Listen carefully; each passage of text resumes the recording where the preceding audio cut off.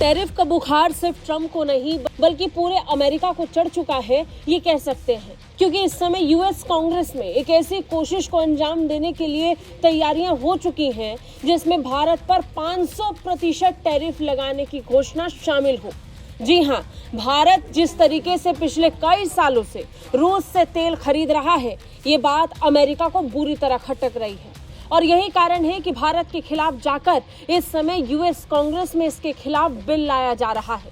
Bill में प्रस्ताव है कि ऐसे देशों पर 500% टैरिफ लगाया जाए जो रूस से तेल खरीद रहे हैं। अब इसे लेकर विदेश मंत्री डॉक्टर जयशंकर से सवाल पूछा गया, जिसके जवाब में विदेश मंत्री डॉक्टर जयशंकर ने अपना स्टैंड क्लियर कर दिया कि अगर पुल तक पहुंचे तो पुल को पार भी करना पड़ेगा।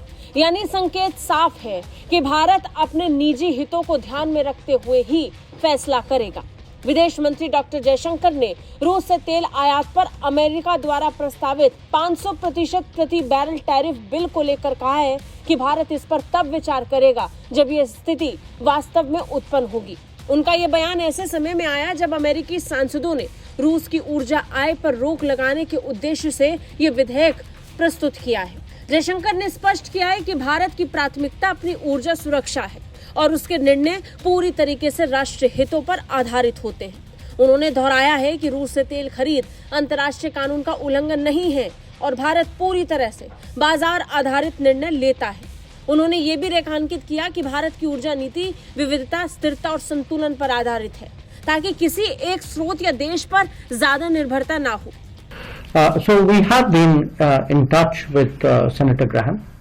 The embassy, the ambassador has been in touch. I think our concerns and our interests on energy security have been made conversant to him. So we will then have to cross that bridge when we come to it, if we come to it. अमेरिकी विधेयक के संभावित प्रभाव को लेकर उन्होंने कहा है कि ये अभी केवल एक प्रस्ताव है। जब कानून बनेगा और लागू होगा तब हम उस पुल को पार करेंगे। यूक्रेन युद्ध के बाद भारत ने रूस से रियायती दरों पर तेल खरीदना जारी रखा था, जबकि पश्चिमी देशों ने इस पर आपत्ति जताई। लेकिन भारत ने हर बार स्पष्ट किया कि वो अपने नागरिकों की ऊर्जा जरूरतों को सर्वोपरि मानता है और इसे ध्यान में रखते हुए ही ये निर्णय लिया गया है कि वो रूस से तेल खरीदना जारी रखेगा और भारत ये लगातार करता रहा। भारत ने तो रिकॉर्ड स्तर पर रूस से तेल खरीदना शुरू कर दिया क्योंकि रूस से भारत को तेल सस्ती दरों पर मिल रहा था। 2024-25 में भारत ने दिन में औसतन 1.76 मिलियन बैरल रूसी तेल आयात किया है, जो देश के कुल 4.88 मिलियन बैरल प्रतिदिन आयात का लगभग 36% है। मई 2025 में ये संख्या दिन में 1.96 मिलियन बैरल तक बढ़कर 10 महीने के उच्चतम स्तर पर पहुंच गया।